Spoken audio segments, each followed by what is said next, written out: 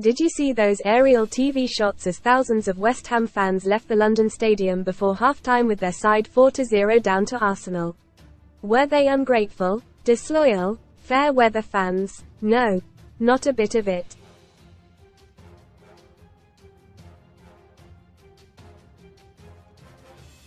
They were heroes, every man, woman and child.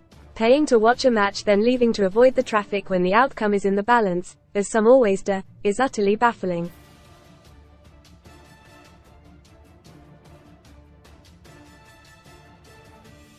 But when your team are guilty of a thoroughly abysmal performance, there is nothing more liberating for a football supporter than to think, I've had enough of this rabble, I've got better things to do with my life, and simply hop it.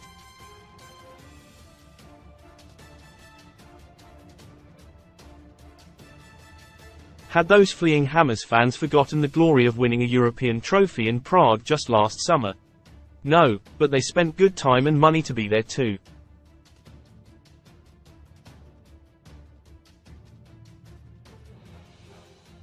Read more in FOOTBALLROY. Quits Hodgson, 76, to step aside at Palace with Glasner set for job after health scare. Power up, get £40 in free football bet builder bets when you stake £10 with Paddy Power. Yes, they could have stayed and booed the manager, the ownership or even Ben Johnson, the poor right back who was having a stinker playing out of position on the left wing.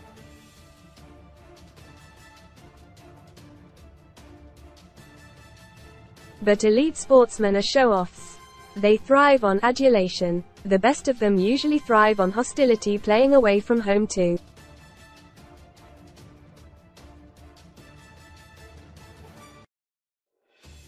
So nothing sends a more powerful message than leaving them performing in front of thousands of empty seats.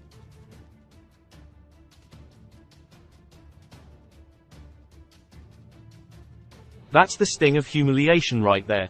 And if it does not provoke a significantly improved display from West Ham's players at Nottingham Forest tomorrow, then there is something seriously wrong.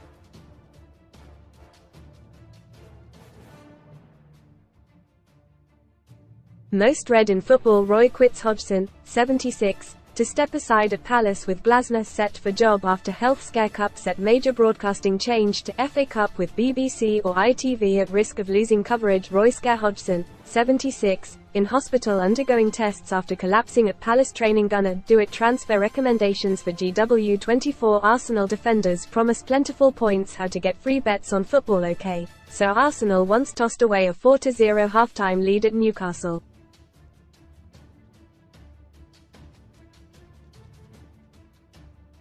I was there that day and very few of the Toon army left at the interval.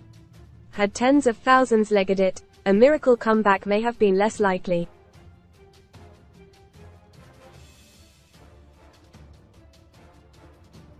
But that is one in a million stuff. West Ham fans react to 6-0 loss to Arsenal, and whether David Moyes should stay or go leaving early, especially really early, is the most powerful weapon in a supporter's armory.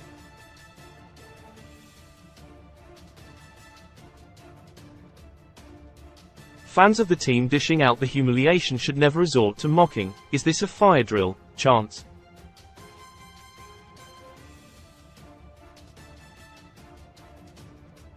They should applaud opposition fans in a show of solidarity instead.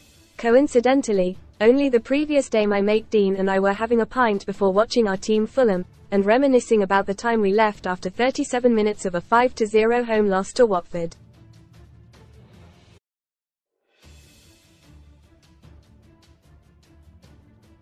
Our keeper had been sent off, the sub-goalie came out wearing pyjama bottoms and then chucked in Watford's third goal.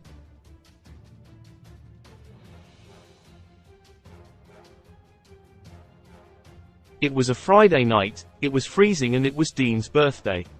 So, at that point, we said, sod this for a game of soldiers, asked the steward to open the exit door and went to the pub, with hundreds more swiftly following us.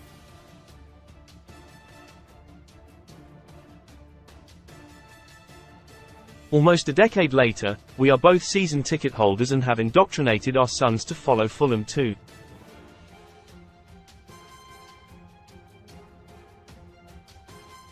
But the night we left after 37 minutes still holds fond memories. Supporting a football club is an elaborate con job.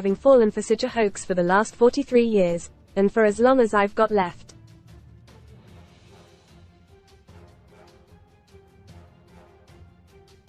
All this reminds me of a conversation a few of us had with Franco Baldini, then number 2 to England manager Fabio Capello.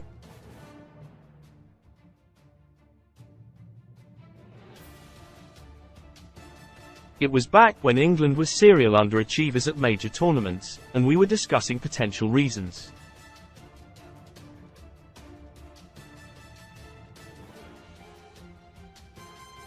Baldini had a theory and he offered an anecdote. He'd been at Villa Park the day Newcastle were relegated from the Premier League with a limp 1-0 loss on the final day, when a draw would have saved them.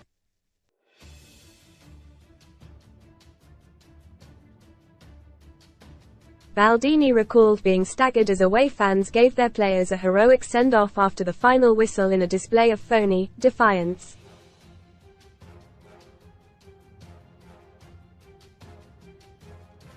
If a big club had been relegated in Italy, argued Baldini, players would be pelted with rotten tomatoes, or met with a full-scale riot.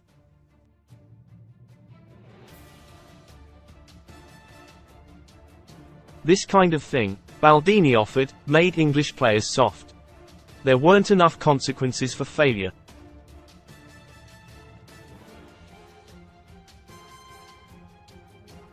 Perhaps he was right, perhaps he was wrong. But those West Ham supporters would have wanted to believe him, as they poured out of the London Stadium last Sunday.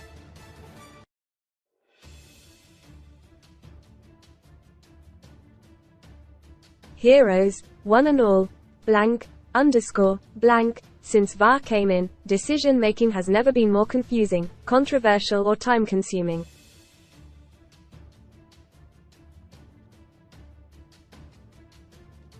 So a respectful tip of the clown hat to those jokers on the International Football Association board for making it even more confusing still by introducing a trial of blue cards to sin bin players guilty of dissent or cynical fouls.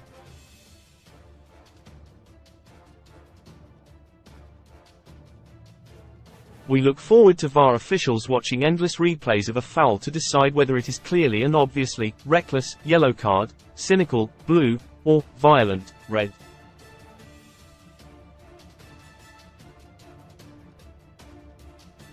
Can cynicism ever be clear and obvious? Unless you happen to be a regular reader of this column.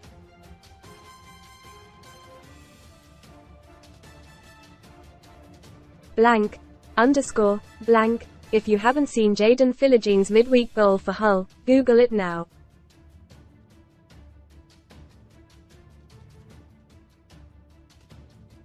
He nutmegs his marker, leaves him on his backside, then executes a Rabona finish from a narrow angle.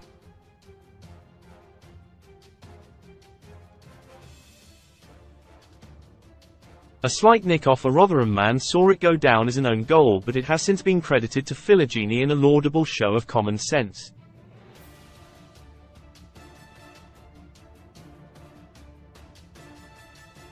Blank, underscore, blank. Congratulations to Ben Stokes on winning his 100th Test cap.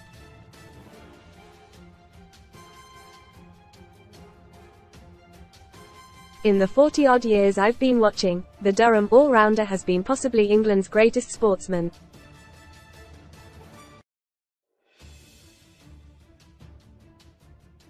And since he took over the Test captaincy, several years after he should have done. Stokes has undoubtedly become the most innovative and influential sportsman I've ever known.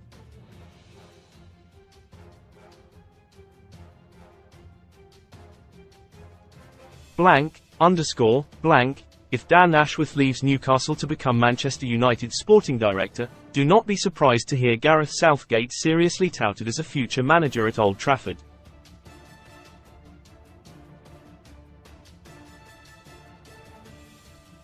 Erik ten Hag may survive if his team continue the recent revival, but if the Dutchman does depart, then Southgate, a former ally of Ashworth at the FA, will be in the conversation.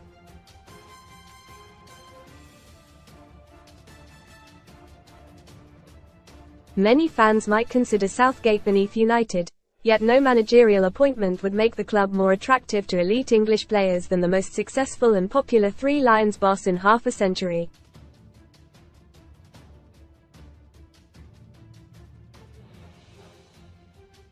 Blank, _ blank, Ruben Dias claims Manchester City are the team everyone loves to hate.